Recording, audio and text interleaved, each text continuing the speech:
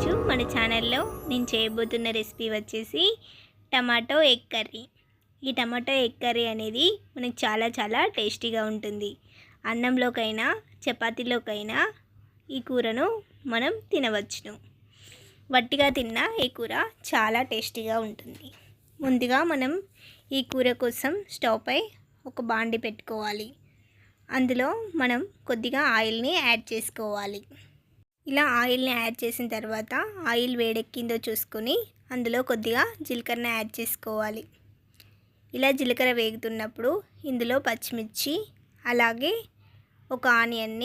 ఒక పెద్ద ఆనియన్ తీసుకోవాలి, లేకపోతే 2 స్మాల్ మీడియం ఆనియన్స్ని తీసుకొని కట్ చేసుకోవాలి. ఇలా ఆయిల్లో వేసుకొని మనం ఫ్రై చేసుకోవాలి. ఇందులో అలాగే కొద్దిగా కొత్తిమీర, కరివేపాకును కూడా వేసి మంచిగా ఫ్రై చేసుకోవాలి. ఇవి కాసేపు ఫ్రై అయిన తర్వాత అందులో అల్లం, కొద్దిగా పసుపును కూడా యాడ్ చేసుకోవాలి. ఆనియన్స్ని ఎక్కువగా ఫ్రై చేయకుండా మధ్యలో కలుపుతూ మంచిగా ఫ్రై చేసుకోవాలి. ఇందులో కొంచెం అలాగే ధనియాల పొడిని కూడా యాడ్ చేసుకొని మంచిగా ఫ్రై చేసుకోవాలి. ఇలా ఆనియన్స్ అనేవి కొంచెం మీడియం కలర్లో ఫ్రై అయిన తర్వాత ఇందులో మనం ముందుగా కోసి పెట్టుకున్న టమాటాలను యాడ్ చేసుకోవాలి. ఇలా యాడ్ చేసిన తర్వాత మనం ఆయిల్లో ఇది కలిసే విధంగా టమాటాలను మంచిగా కలుపుకోవాలి. టమాటాలను మధ్యలో కలుపుతూ మంచిగా ఫ్రై చేసుకోవాలి. ఈ టమాటాలు తొందరగా ఉడకాలంటే ఇందులో మనం ముందుగానే సాల్ట్ని కూడా యాడ్ చేసుకోవాలి. ఇలా సాల్ట్ యాడ్ చేయడం వల్ల మనకు టమాటాలు అనేవి తొందరగా ఉడుకుతాయి. అలాగే అందులో కొద్దిగా వాటర్ కూడా రిలీజ్ అవుతుంది. ఇలా వాటర్ రిలీజ్ అయ్యాక ఆ వాటర్ అన్నీ ఇంకిపోయే విధంగా మధ్యలో కలుపుతూ మంచిగా టమాటాలని ఫ్రై చేసుకోవాలి. ఒక 5 మినిట్స్ తర్వాత మన టమాటాలో వాటర్ అనేది రిలీజ్ అవుతుంది.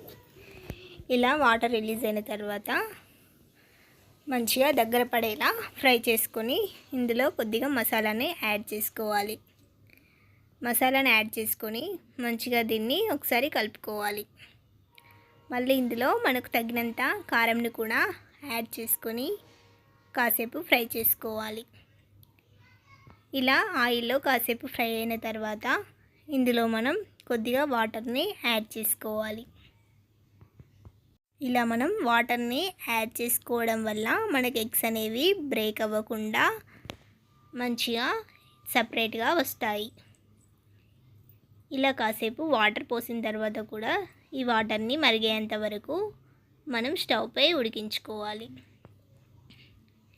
ఇలా వాటర్ పోసి కాసేపు వాటర్ మరిగిన తర్వాత ఇందులో మనకి ఎన్ని ఎగ్స్ కావాలో అన్ని ఎగ్స్ని సపరేట్గా బ్రేక్ చేసుకోవాలి. ఇలా ఎగ్స్ బ్రేక్ చేసి వీటిని వెంటనే మనం కదపకూడదు. వెంటనే కలబెట్టడం వల్ల ఈ ఎగ్స్ అనేవి మనకు బ్రేక్ అవుతాయి. సో ఇలా కాసేపు ఆయిల్లో వీటిని బ్రేక్ చేసిన తర్వాత అలాగే వదిలేయాలి. ఒక 5 మినిట్స్ తర్వాత మనకు ఒక సైడ్ ఎగ్ అనేది ఉడికిపోతుంది. అప్పుడు దాన్ని మనం రెండో సైడు మెల్లిగా టర్న్ చేసుకోవాలి. మధ్యలో మూత పెట్టి మంచిగా ఉడికించుకోవాలి. ఇలా ఎగ్స్ అనేవి 2 సైడ్లో ఉడికించుకున్న తర్వాత చూసుకొని ఒక సైడ్ నుంచి ఇంకో సైడ్కి టర్న్ చేసుకోవాలి. ఇలా మంచిగా ఆయిల్ అనేది పైకి తేలుతూ మనకు ఎగ్ టమాటో కర్రీ అనేది రెడీ అయిపోతుంది. అంతే అండి, ఎగ్ కర్రీ అనేది మనకు అన్నంలోకైనా చపాతీలోకైనా చాలా టేస్టీగా ఉంటుంది. ఒక్కసారి చేసుకున్నారంటే ఈ కర్రీ మళ్ళీ తినాలనిపించేంత రుచిగా ఉంటుంది. ఇప్పుడు ఇందులో అలాగే కొద్దిగా కొత్తిమీరను కూడా యాడ్ చేసుకొని మంచిగా టమాటా కూరను కలుపుకోవాలి. ఇప్పుడు మనకు ఎగ్ టమాటో కర్రీ అనేది రెడీ అయిపోతుంది. మీకు నచ్చినట్లయితే మీరు కూడా ఒకసారి ట్రై చేసి కామెంట్ చేయడం మర్చిపోకండి.